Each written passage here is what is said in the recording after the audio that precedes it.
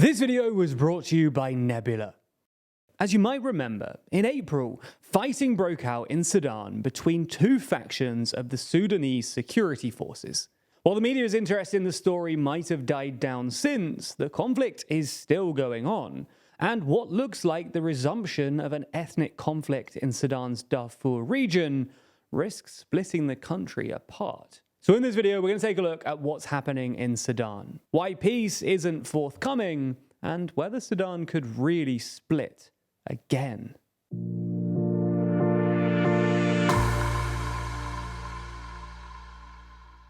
Before we start, if you haven't already, please consider subscribing and ringing the bell to stay in the loop and be notified when we release new videos. So let's start with a quick recap. Now, we did a full video on this at the time, so go and take a look at that one if you want more detail. But the TLDR is that in mid-April, fighting broke out between two generals in the Sudanese Armed Forces. General Abdel Fattah al-Burhan, the leader of Sudan's main army, and Lieutenant General Mohammed Hamdan Dagalo, commonly known as Hamedi, who leads the Rapid Support Forces, or RSF. Now, the RSF's predecessors were the Janjaweed, a regional militia based in the Darfur region of West Sudan, who were used by Sudan's previous president, Omar al-Bashir, to suppress a separatist uprising in Darfur in the early 2000s. The Janjaweed were then incorporated into the Sudanese security services in 2013, where they became the RSF. Originally, these people were basically al-Bashir's private security services, which is why al-Bashir nicknamed Hamedi Haymati, which is Arabic for my protector. Now, they stayed loyal to him until 2019, which in the midst of massive pro-democracy protests, both the RSF and the Sudanese army realized that al-Bashir's position was becoming untenable. So they organized a coup against him and promised the protesters a gradual transition to democracy. Somewhat unsurprisingly though, this didn't happen, and violence broke out once again in April after al-Burhan tried to fold the RSF, which was growing more and more powerful, into the regular Sudanese army, which equally unsurprisingly, Hameti wasn't too keen on.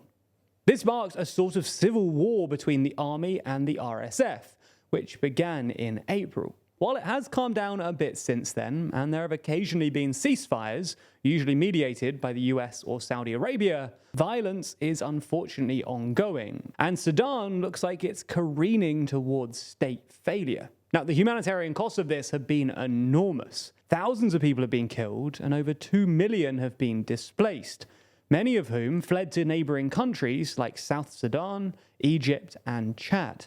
So far, this violence has mostly been concentrated in the capital of Khartoum. But this is particularly tragic because in the past, Khartoum has been mostly insulated from Sudan's other wars, which has allowed it to act as a center of stability for the rest of the country. Regardless, 3 months in, it's still unclear who has the upper hand. The army has in large part been able to hold on to its bases in the city, in part thanks to the fact that it has air superiority. But the RSF do seem to have more troops actually in the city, and now control a majority of the city's territory. The RSF also controls some key infrastructure in and around the capital, like power plants and oil refineries. Now, while the army has been trying to dislodge the RSF infantry with airstrikes, which has ended up killing civilian soldiers, this has been to little avail, and it now looks like we're entering some sort of stalemate. Now, you might think that a stalemate would precede a peace agreement, but unfortunately, it looks like a peace agreement is unlikely for at least 3 reasons. Firstly, we've seen multiple ceasefires in this conflict thus far, but none have held. This is both because the RSF and Sudanese armies still think that they can win, and have mainly just agreed to ceasefires as an opportunity to rearm themselves, but also because there are multiple competing diplomatic initiatives here too. The main initiative has been led by the US and Saudi Arabia, which has yielded several temporary but ultimately unsuccessful ceasefires. But there's also been another initiative led by the African Union and another led by the IGAD, and yet more led by individual countries like Kenya and Egypt. Now, these competing initiatives make sustained peace unlikely, because both sides prefer different initiatives. Hamedi, for example, prefers the UAE because the UAE has apparently paid the RSF to fight in Yemen, while al-Burhan seems particularly keen on Egypt, likely because the country sees al-Burhan as Sudan's only chance for stability and have apparently been supporting the Sudanese army. Now, all of this means that neither side is likely to agree to a ceasefire from any one initiative, because they're always holding out for another initiative led by more favourable stakeholders. The second reason that sustained peace is unlikely, though, is that, Sudan has always struggled for political stability. Since its independence in 1956, Sudan has suffered through a series of military coups, and the only person who could provide a modicum of political stability was Omar al-Bashir, who led with an iron fist for nearly 30 years, and was eventually indicted by the International Criminal Court for directing a campaign of mass killing against civilians in Darfur. It's hard to see al-Bashir or Hamedi finding a sustainable political settlement. Thirdly, both sides have their own sources of revenue and support, which means that they're just going to be able to keep fighting. While the Sudanese army has access to government funds and support from most regional players, including Egypt and Saudi Arabia, the RSF have access to gold mines and oil reserves in the country, many of which were originally given to them by al-Bashir in an attempt to keep them loyal to their former ruler. You get the point then. A peace agreement looks unlikely, at least in the near future. And to make matters worse, there's also been an uptick in fighting in Sudan's Darfur region, which threatens to split the country in two once again. For context, there are basically two ethnic groups in Sudan: Muslim Arabs, who account for a majority of the population and mostly live in the north, and traditionalists, mostly Christian black Africans who live in the south and west of the country. Now, these two groups don't really get on all that well, both for ethnic and religious reasons, but also because the non-Arab population doesn't like the fact that Sudan's politics and government are dominated by its Arab majority. And this is essentially why the black African majority South Sudan split away from the country in 2011. And in the early 2000s, there was even a similar separatist uprising in the non-Arab population of the western region of Darfur. Now, al-Bashir employed the Arab militias in this area, including Janjaweed, to shut down the protests. But this resulted in a campaign of ethnic cleansing against Darfur's non-Arabs, with an estimated 300,000 civilians killed.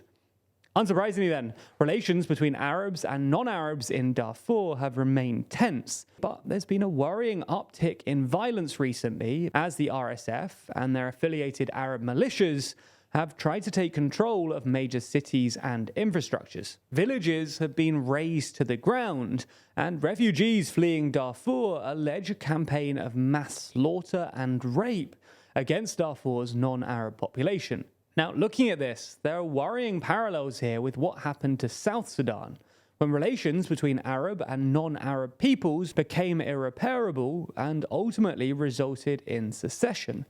So it's not impossible that we could see another split that sees Sudan broken into yet more pieces. This is just one of many geopolitical tensions right now, though. China is an obvious example of another actor whose decisions seem increasingly troubling at the moment. Ultimately, that's why it's important that we understand these nations and their problems in a detailed way. And a good way to learn more is through Polymatter's brilliant series, China Actually. This show runs through issues from Chinese censorship and their nuclear policy to how the country has come to dominate rare earth mineral production, something we've discussed before in TLDR videos. If that sounds good to you, then you can watch this series alongside a load of others which perfectly complement TLDR videos exclusively on our streaming service, Nebula, where you can also find a bunch of TLDR content too. That's because we post all of our videos ad-free on Nebula, as well as sharing some of our videos there before they ever make it to YouTube. Not only that, we also release hours worth of content only on Nebula every month, from extended editions of our show The Daily Briefing to exclusive explainers and behind the scenes clips. And the good news is that all of this, TLDR content, exclusive documentary series, and a bunch of other brilliant creators are available at a great price. That's because if you sign up using our link in the description, then you can get Nebula for less than £2 a month. So help out the channel and learn more by signing up to Nebula. Thanks for your support.